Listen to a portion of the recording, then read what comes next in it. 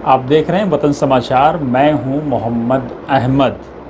हरियाणा का चुनाव अब पूरी तरह से पीक पर आ चुका है। कांग्रेस पार्टी ने भी आज अपने 31 उम्मीदवारों की पहली सूची जारी कर दी है। इसमें इम्पॉर्टेंट बात यह है कि कांग्रेस ने अपने तकरीबन सभी सिटिंग विधायकों को टिकट देने की पूरी कोशिश की है। साथ ही जो है इसमें आप देखें तो मामन खां जो नूह दंगों के आरोपी थे, मेवात दंगों के आरोपी थे, उनको भी टिकट दिया गया है। उनको टिकट दे करके कांग्रेस पार्टी ने बड़ा संकेत देने की कोशिश की है कि किसी भी तरह से कांग्रेस पार्टी बैकफुट पर खेलने के मूड में नहीं है। मामन को पूर्व मुख्यमंत्री भूपेंद्र सिंह हुड्डा का करीबी भी बताया जाता है कि उनको उनकी कुर्बत का काफ़ी फ़ायदा हुआ है।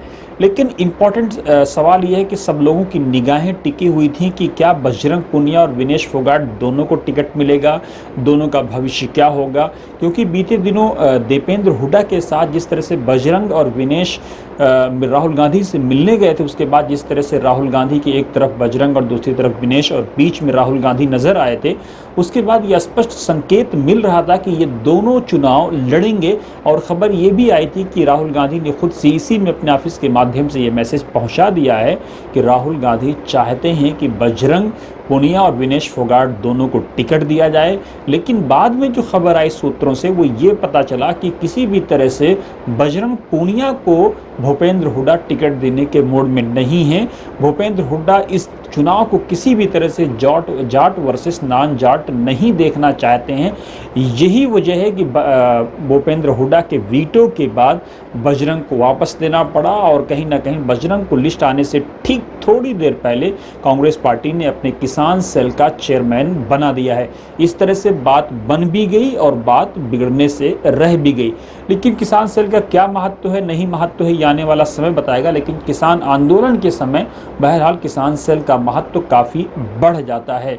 सवाल यह है कि विनेश फोगाट को उनके ससुराल से टिकट दिया गया है। माना यह जा रहा है कि विनेश के जो ससुर हैं वो छोटे मोटे एक नेता के रूप में है। विनेश पहले अपने ससुर के लिए टिकट चाह रही थी, लेकिन तय ये हुआ कि विनेश स्वयं चुनाव लड़ेंगी।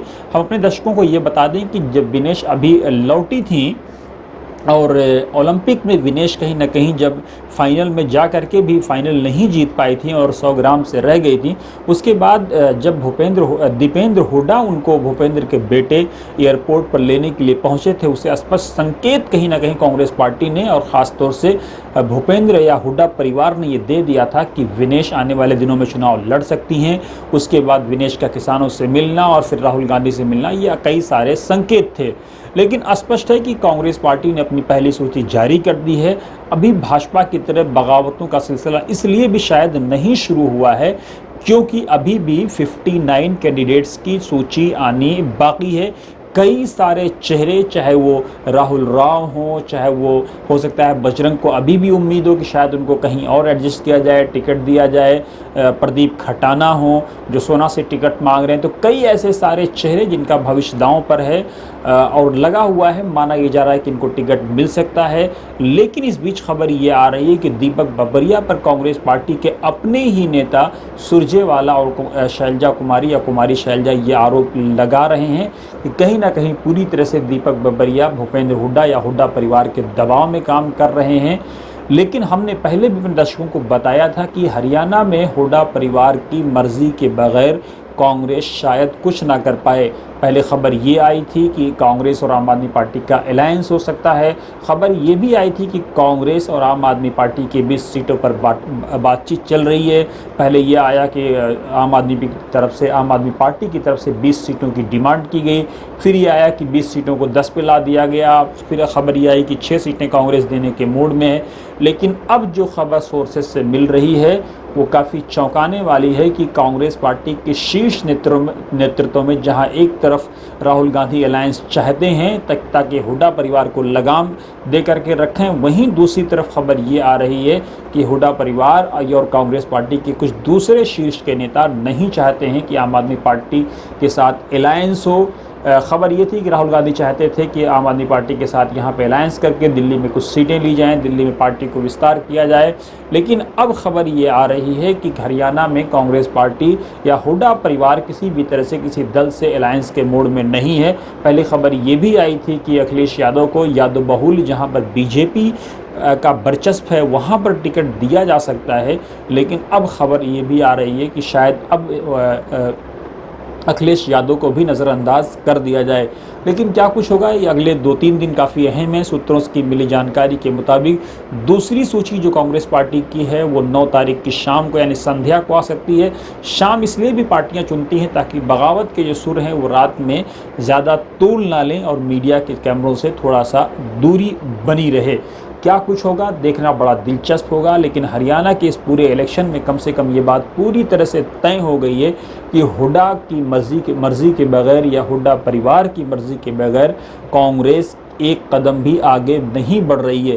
क्योंकि जिनको राहुल गांधी स्वयं टिकट देना चाह रहे थे, खबर ये आती है कि हुड्डा परिवार ने उन पर वीटो लगा दिया है या हुड्डा बहुत फूंक के कदम रख रहे हैं। हुड्डा नहीं चाहते हैं कि जाट वर्सेस नॉन जाट ये चुनाव हो। हुड्डा सभी का साथ ले करके चलना चाहते हैं, एक मैसेज देना चाहते हैं कि हम सबके साथ हैं, सबके विकास की बात करेंगे। यही वजह है कि हुड्डा ने अपने तमाम चहेतों को टिकट दिलाने की कोशिश की है, तमाम सिटिंग विधायकों को टिकट दिलाने की कोशिश की है। क्योंकि ये दोनों भी कांग्रेस के स्टेट लेवल की लीडरशिप में देखा जाए तो शीर्ष नेताओं में शामिल हैं। लेकिन अभी भी हरियाणा में कांग्रेस के पास भूपेंद्र हुड्डा या हुड्डा परिवार का कोई सब्स्टिट्यूट अवेलेबल नहीं है। ये बात पूरी तरह से स्पष्ट हो गई है।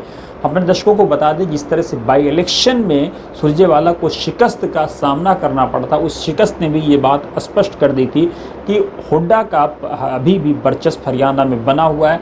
माजी में 2 चुनाव में कांग्रेस हुड्डा परिवार को माइनस करके या उनको नज़रअंदाज करके या उनको थोड़ा सा दूर करके ये गलतियां कर चुकी है।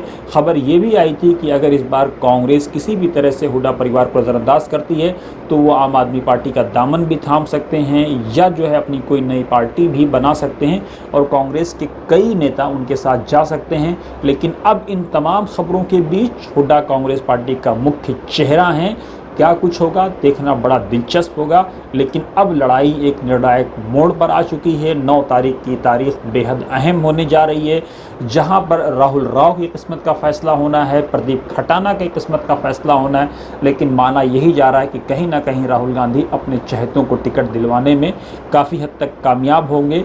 लेकिन हुड्डा परिवार इस पर कितना अडिग होगा या कितनी रियायत देगा ये भी देखना बड़ा दिलचस्प है। क्योंकि लगातार जिस तरह से दीपक बोरिया पर ये आरोप लग रहे हैं और इसी में जिस तरह से उठा पटक चल रही है, कई बार बुलाई जा रही है, फिर उसके बाद बुलाई जा रही है, फिर उसके बाद बुलाई जा रही है, तो ये कई सारे संकेत हैं। आप देखते रहिए वतन समाचार और साथ ही कमेंट बॉक्स में ज़रूर आप इस वीडियो को लेकर के अपनी राय दें।